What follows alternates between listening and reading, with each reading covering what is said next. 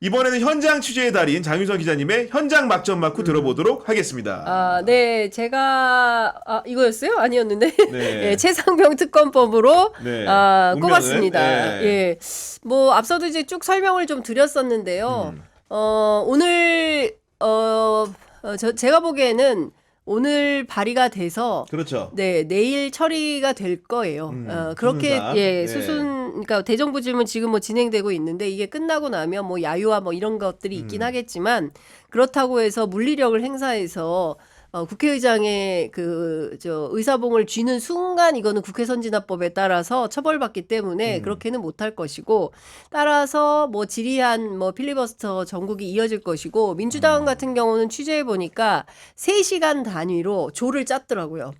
예, 3시간 단위로 조를 짜서 뭐 가나다 순으로 할지 어떻게 될지 모르겠지만 상임위별로 시간대를 마크했어요. 그래서 국회 과방위는 시간대가 별로 안 좋습니다. 예, 새벽 4시에서 7시. 매우 졸린 시간을 뭐 추첨을 했는지 모르겠지만 예, 맞게 됐다. 그래서 아마도 끝나는 순간부터 릴레이 방식으로 필리버스터를 하게 될 것 같고요. 국민의힘도 짜겠죠. 그리고 아마도 조국혁신당 그리고 개혁신당, 정의당, 예, 네. 그리고 이 뭐 원내에 정의당 진출한 모두 정의당이 아니라 뭐지? 사회민주당, 진보당, 뭐 네. 기본소득당 이런 의원들이 동참을 하게 될 거고 방금 전에 야7당이 연대해서 국정조사 요구도 기자회견을 했어요. 언론 장악, 방송 장악과 관련돼서 국정조사가 필요하다. 하겠다. 예, 네. 그러니까 이것도 아마도 7월 안에 국정조사가 이어질 텐데 뭐 여러 가지 막 번잡한 내용을 종합해서 설명을 좀 드리자면 더 드릴 설명이 없을 정도로 증거는 많이 나와 있고요. 저는 핵심 중에 하나가 어제 나왔던 02-800-7070. 네. 예, 그 전화와 관련해서 취재한 내용을 조금 말씀을 좀 드리면 실제로 문화방송 기자가 통화를 했다는 거예요. 처음에 이 걸어서요? 전화가 네. 확보됐을 때 김정민 변호사가 전해준 바인데 네. 이 전화를 했을 때 누군가 받았는데 여성이었고 흡사 뭐 가정집 같은 느낌이었다라는 거예요. 그러니까 뭐냐면 예컨대 뭐 어디 뭐 안보실입니다. 뭐 어디입니다. 뭐 이렇게 얘기를 하잖아요. 전화 소속을 받아서. 밝히겠죠, 보통은. 네. 거기가 어딥니까라고 했는데 왜 물었냐는 식으로 우물쭈물 하다가 전화를 끊었다는 거예요. 진짜요? 당황하고. 예. 네. 김정민 변호사한테 한번 취재를 네. 해보세요. 저는 이제 그렇게 얘기를 들었고 김정민 변호사한테 그런 얘기를 해준 건 이제 문화방송 기자인데요. 여하튼 그 다음에 이 전화가 사라졌다는 겁니다. 그러니까 저도 눌러봤거든요. 혹시 네. 취재해보셨어요? 눌러보셨어요? 아니 사실 저도 안 받아요. 눌러봤습니다. 전 예. 눌러봤는데 전화를 안 받아. 계속 안 받아요. 4,200번도 아니 이거 얘기하면 안 되나? 그러니까 전화를 안 받아요. 그러니까 중요한 포인트는 누구냐. 예, 도대체 이 전화가 누구냐. 왜냐하면 아시는 것처럼 지금 그 02-800-7070이 7월 31일 오전 11시 54분 00초에 돼서 네. 2분 48초간 통화를 그게 했는데 이종섭 장관하고 한 이종섭 거죠. 장관에게 처음 전화가 온 겁니다. 그리고 나서 박진희 군사보좌관이 김계환 사령관에게 하고 강의구 대통령실 부속실장이 임기훈 국방비서관에게 하고 또 임기훈 비서관이 강의구 부속실장에게 하고 막 이런 식으로 하면서 8월 2일까지 누구죠? 박지원 의원에 따르면 56명이 3,667통의 통화를 했다라는 정말, 거거든요. 네, 횟수가 다 그러면 굉장히 대단합니다. 많은 통화와 뭐 텔레그램과 문자와 이런 것들을 주고받으면서 이 상황을 없던 일로 만들려고 했던 것은 아니냐라는 의혹 제기가 가능한 겁니다.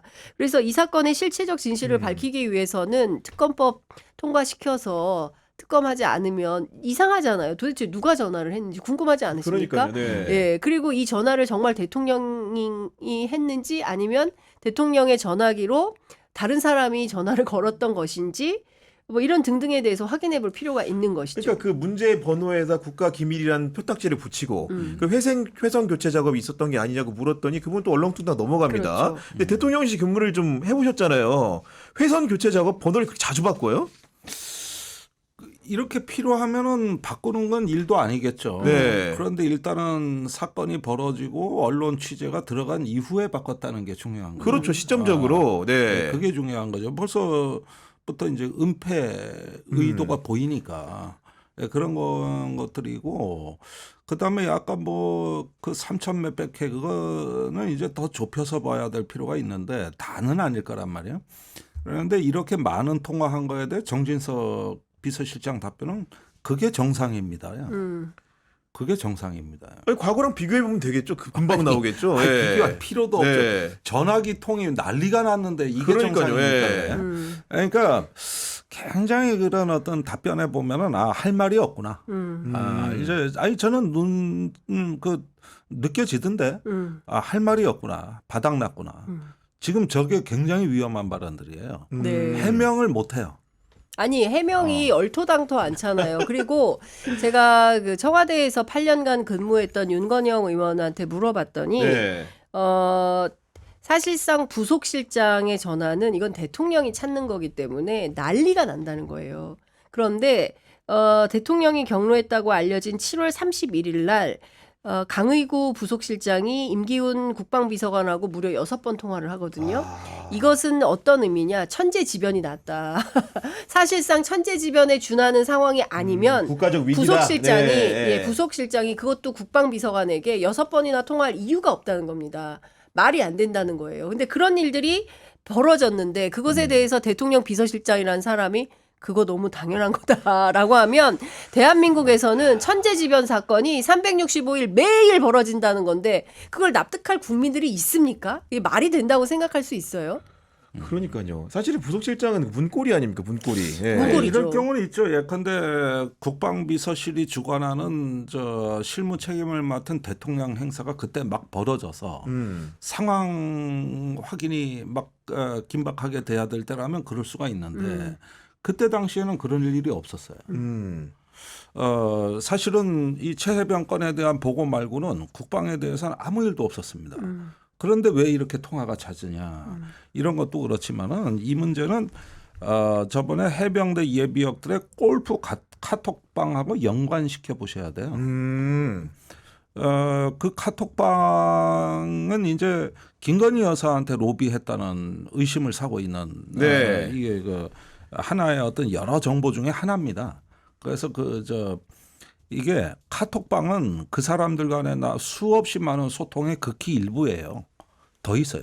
그러니까 이게 곧 수사기관에 예. 공수처에 제보될 걸로 저는 얘기를 듣고 있는데 그런데 그 부속실장의 전화라는 거는 대통령한테 뭘 보고하고 대통령한테 보고 내용을 체크해서 올 수 있는 전화는 아니잖아요. 그렇죠. 왜냐하면 11시에는 대통령하고 국방비서관이 직접 대화를 하는데 그걸 뭐하러 그 누구 8시 시켜서요. 50분부터 예. 챙깁니까? 예. 어차피 곧 다 나올 건데. 그런 것보다는 그 동향을 체크하려고 했던 거죠.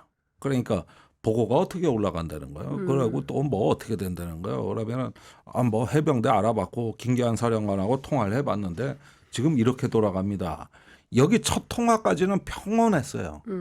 두 번째 통화부터가 좀 이제 분위기가 심각한 상황이 됐고 세 번째가 이제 두 번째 통화가 끝나고 수석보좌관 회의가 열렸거든요. 네. 이때 우당탕탕했고 그 다음에 끝나고 막 조치가 벌어질 때가 뭐냐면 임성근 사단장이 보직해임이 취소되고 네. 휴가 처리될 때거든요. 그런데 12시가 넘은 시각에 그 결과를 알려주려고 했던 것 같습니다. 정상 근무하기로 했다. 그런데 장관이 휴가 처리하라고 지시한 거는 2시 20분이에요. 그런데 어떻게 먼저 해병대가 임성근 사단장 휴가 처리를 12시 47분부터 시작해 50 몇 분에 끝나냐고. 사전적으로. 네. 장관 지시보다 빨라요. 사단장 사단장이 어디선가 연락을 받고 급히 휴가 신청을 한 겁니다. 기다렸다는 듯이. 네. 그리고 장관 지시는 나중에 나온다. 네. 지금 확인된 순서는 이렇습니다. 그리고 나서 사단장이 그 휴가 처리하는 그 시간에 부속실장하고 임기훈 비서관의 세 번째 통화가 있었던 거죠. 음. 그리고 저녁 때는 이제 완전히 정상화됐다는 보고를 했을 겁니다. 그래서 사단장이 완전 업무 복귀했다. 이거를 알려주려고 했던 것 같아요. 그래서 요 5통화는 그런 게 이제 그 단순히 안보실장이나 대통령한테 대한 보고가 아니라 대통령을 우회하는 보고를 의미하는 거지. 대통령을 우회하는 보고를 의미하게 되는 거고, 그 다음에 그 카톡의 주인공들 해병 5명, 그 중에 이제 이종호 블랙펄 인베스트먼트 얘기가 나오고 있는데 사실은 더 있어요. 등장인물이. 그래서 그 카톡방은 골프를 하려고 5명인 것이지. 네. 그게 이제 군인들하고 섞여 2개 팀으로 나누려고 했던 거예요. 그래서 뭐 민간인 둘, 군인 셋, 군인 셋, 민간인 둘. 더 이렇게 있다면 해가지고 그게 뭐예요, 그러면? 그건 골프 팀을 얘기한 거고, 이 로비 공동체는 저기 그거보다 조금 더 크다는 거죠. 규모가. 카톡방이 또 있다. 아니 카톡방이 있는 게 아니라 네. 카톡방도 필요가 없지. 아는 네. 사이니까. 예. 그래서 핵심은 블랙펄 거기 주체가 김건희 여사예요? 거기에서 네. 그 이종호 사장뿐만이 아니라 네. 그 주변 네. 그 주가 조작 세력 전체까지 넓혀서 보실 필요가 있다는 거. 이런 점들은 제가 알려드립니다. 아니 뭔가 또 이제 예고편처럼 지금 네. 감질마다 끝날 때 다 되니까 이런 말씀해 주는데 그 다음은 저기 취재 편의점에서 금요일에 그때까지 안 나올 것 같아요. 그러니까 분위기가. 네. 그러니까 그런 와중에 그 사람들이 움직이면서 통화한 내역과 네. 부속실 또 김건희 여사 이렇게 한번 보면 의미 있는 이제 스토리 라인이 하나 만들어질 수가 있는 건데 이걸 자꾸 보수 패널들은 방송에서 만나면 나보고 소설이라 그러는데 네. 소설치고는 재밌지 않나? 그리고 왜 자꾸 나오냐고 파면 팔수록 네. 소설이면 어느 정도 선에서 끊겨야 되는데 이 사건은 파면 팔수록 나와요. 그러니까 이런 의혹이 제기되니까 결국 이제 공수처가 수사 중이라고 하는데 네. 뭔가 관련해서 그런 절차들이 좀 이렇게 속속 진행되고 있는 거지 알려지는 게 없다 보니까 굉장히 속도는 느리죠. 실망스럽지 네. 속도는. 네. 근데 공수처도 이제는 뉴스가 게릴라식으로 터지니까 그쪽도 당황스럽죠. 이거 챙겨서 세세하게 봐야 되는데 네. 본인들도 모르는 내용이 밖에서 먼저 터진 게 나오니까 여태까지는 뭐 재판이라든가 공수처의 통신기록조회라든가 어느 정도 예측 가능한 기사였어요. 네. 근데 지금은 아닙니다. 지금은 어디서 뭐가 터질지 몰라. 네. 근데 저는 뭐 공수처의 수사는 아시는 것처럼 검사 넷이 하고 있는 거잖아요. 그리고 상당히 많은 내용을 이제 초반에 확보를 네. 했다는 거고, 임성근 사단장의 휴대전화도 중요 변수고, 그리고 사실상 윤석열 대통령의 휴대전화를 하시라도 압수수색을 해서 도대체 무슨 대화가 기록되어 있는지 이것도 확인을 해봐야 된다. 이제 이런 여론이 커지는 거 아니겠습니까?